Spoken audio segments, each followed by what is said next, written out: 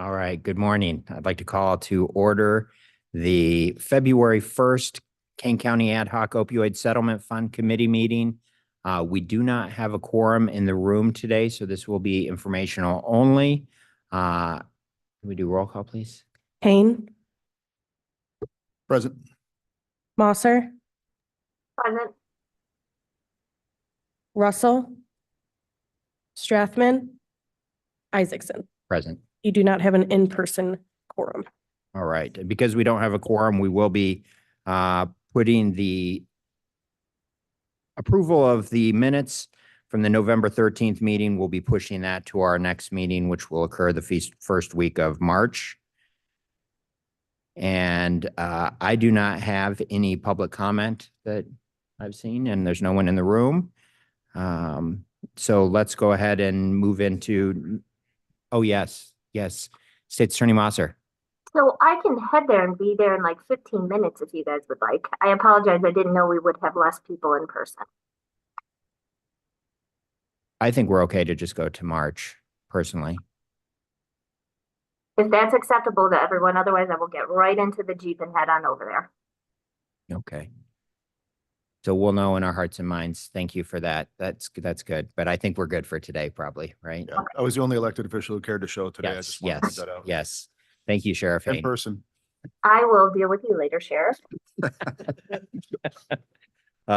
So I'm going to defer some of the discussion about the internal proposal process, but one quick comment that I think we have a pretty good system in place, and I have a draft document that I'll send around to the group that just simplifies the form. But as internal departments put proposals forward, we then share that immediately with the state's attorney's office so that we can assure that we're crafting a resolution that is in compliance and has that first scan to be in compliance with the settlement rules. And as appropriate, then the state's attorney's office is using outside counsel as well to double check that. We have a resolution that was listed on the agenda today. So just for informational purposes, I will introduce our guest, Executive Director Oss, to talk a little bit about this proposal. Thank you. I was excited to see the formation of this committee and have had the privilege of being able to read through the approved list of opioid remediation uses from the settlement agreement, and super excited to see that a lot of what the specialty courts and court services does in general actually do meet criteria. In particular, obviously our drug treatment court, I attached to my memo under calling it Exhibit A, talk a bit about the population, the census of the population that we serve in our drug court. And I list the costs that we incurred for fiscal year 2023 for our treatment activities. So in particular, I want to point out that our current drug court, which we abbreviate to DRC, has 33 participants in it right now whose primary substance of choice that led them into the criminal system was opioids specifically. And of those 33 participants, 25 of them required inpatient treatment to kickstart the treatment for that addiction and try to lead them to a life of sobriety. 7 participants relapsed in that time. 22 of those participants, just those participants, were on Medicaid or had to have their benefits for Medicaid reinstated after release from the jail. And that's kind of what I want to talk about. So for a big treatment court like DRC, for our drug court, to only be requesting $350,000, that's what we spent for treatment for our clients last year, is not a large amount at all, especially when you consider that inpatient costs for inpatient treatment can range anywhere from $800 to $1,000 a day. That's a lot of money, but we work really hard to get to access people's insurance or to get them on Medicaid or to find the state of Illinois has something they call a DASA bed. It's a state subsidized bed for drug abuse, substance abuse treatment, but there's a very limited number of beds. And there's a federal rule, a federal law that a lot of people are not aware of. It's kind of an insider esoteric piece of knowledge. it's something called the Medicaid Inmate Exclusion Policy. And what that says is that if you're on Medicaid, if you're receiving Social Security benefits, if you're a veteran who's receiving veteran assistance or benefits, you lose all of that anytime you're incarcerated. And they use that word incarceration, which the definition of the word incarceration includes local county jails. And this has been a subject in particular, like the National Association of Counties has been lobbying hard against this rule, because as soon as someone's incarcerated, if they're arrested for an offense, as soon as they enter the jail, they lose all their benefits. They lose Medicaid, they have no insurance, and they may be there for several months, many months, pending the outcome of their case, in which case they lose their job. And their job, through their job, is how they had insurance. And so to enter something like drug court, we most often take them directly from jail upon sentencing into inpatient treatment. And the reason for that is because we all know that upon release from jail is the time when people are the most vulnerable, because they've been incarcerated for long enough that they've decreased their biological dependence on the substances that they were using, yet they still have the emotional and the mental addiction to this drug. And so they may go out into the community waiting for one of these DASA beds to open from the state of Illinois, because they're in limited supply and there's a wait list. So to get them out of jail and into these free beds, there's a wait period to have their Medicaid reinstated. And so often they go back into the community, the very environment which caused them to have this addiction, or to be surrounded by people who are familiar with that substance use and may not be sober themselves. It's not a great fit to have vulnerable people back in the environments in which they were previously using. And so we use these dollars to bridge that time between release from jail to reinstatement, or getting them into inpatient drug treatment, where we can begin to address their underlying mental health needs, their chemical dependency needs, and their trauma needs. And I'm super excited to see that in the opioid settlement agreement, it talks a lot about trauma services. And we see that over and over with our people in drug court. You know, we get them clean, we get them sober, and then the mental health issues sometimes come out, or underlying trauma comes forward. A lot of these people have, you know, not just the physical pain that led them to the opioid use, you know, an on-job injury, but then they've subsequently, you know, experienced a lot of trauma. And I want to get them trauma services that will help them address the underlying mental health issues that, you know, kind of reinforce their addictions and the drug seeking behavior. Because drugs not only numb, especially the opioids, not only help them deal with pain, the physical pain,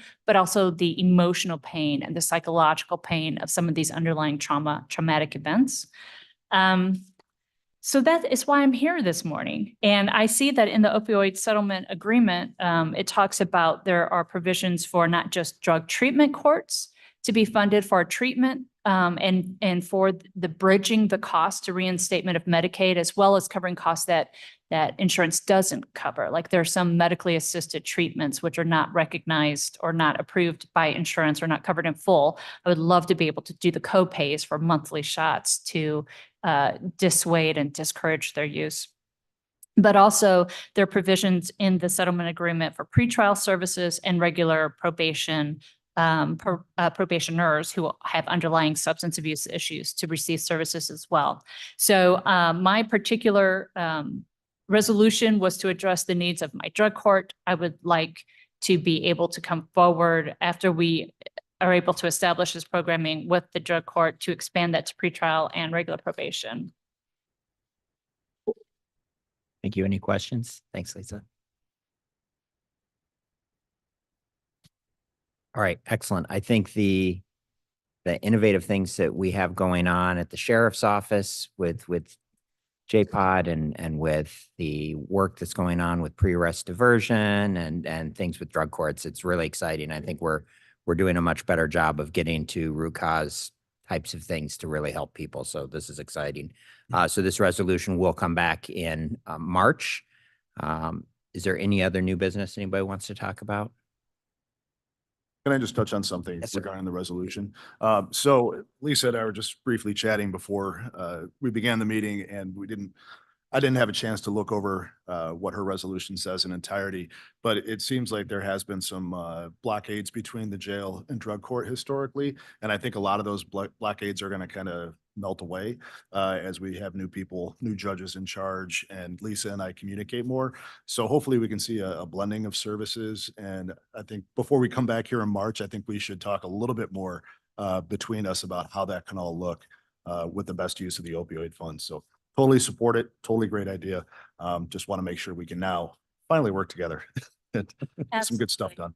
Absolutely. And I'll just to second that, you know, there's the opioid settlement talks a lot about underlying trauma. And when we talk about trauma-informed care, trauma-informed treatment, you know, those are big words, those are broad concepts, but to really drill down specifically into what that means. So like even the Mayo Clinic identifies, you know, specific things that start to get at underlying PTSD and trauma that might drive drug-seeking behavior is, you know, cognitive therapy, exposure therapy, and something called EMDR, which is eye movement desensitization and reprocessing. Those are three very specific things that are recommended over and over. And I was excited to hear the sheriff say that has some staff who have been trained in EMDR. It's kind of a cutting edge technology, shows great promise, but it requires very intensive one-on-one interactions and therapy and a prolonged course sometimes of therapy. And that is really, I think, the direction that I would like to see us go in is getting contracting with more therapists to provide this kind of treatment, more training of our staff to be able to deliver these treatments because it shows great success. And I definitely think it's the way to go. Hey, Excellent. Michael, is there any way that just thinking out loud right now, so she's asking for, I think it was 350,000. Is there any way that we can have a resolution that kind of gives an open door to the funding that if it goes above and beyond 350 or it's under 350, that for this purpose, we can use the resolution to write or move funds to write checks that are appropriate under this title? But like a not to exceed or would? Not even that, just Okay. for this purpose. Mhm. When Miss Oss comes back with, you know, we served X number of people this month, here's the bill. Just for that, you know, if there's crossover between our jail medication program and our jail EMDR therapists, and she's using outside medication for people that didn't come through the Lighthouse program or people that didn't get access to our EMDR therapist, that it's just kind of like an open flowing gate, if you will, of funding specifically for that vein. Yeah, go ahead, Sheriff. SEO Frank, send it over to us on what the specific language you'd like to kind of, when you guys kind of talk and work it out. There may be an option for us to do something similar. And the different ways we can handle it also is we can submit a different resolution for next month, put that on the agenda. And then, or we can amend this one as needed. So it depends on what you guys ultimately work out, how substantive a change it is. But once you guys kind of work out an idea in your head of what you're looking for, send it over to us. We'll take a look at it, see what we can do to kind of help with that. Sounds good. Thank you. Okay, excellent. Thank you. Any other conversation? All right, there's not a need for executive session. There's still no public comment. So we can adjourn the meeting. I don't even call for adjournment, right? So we'll adjourn the meeting and we'll get back on. Let me just double check the date so that everybody has it. It is March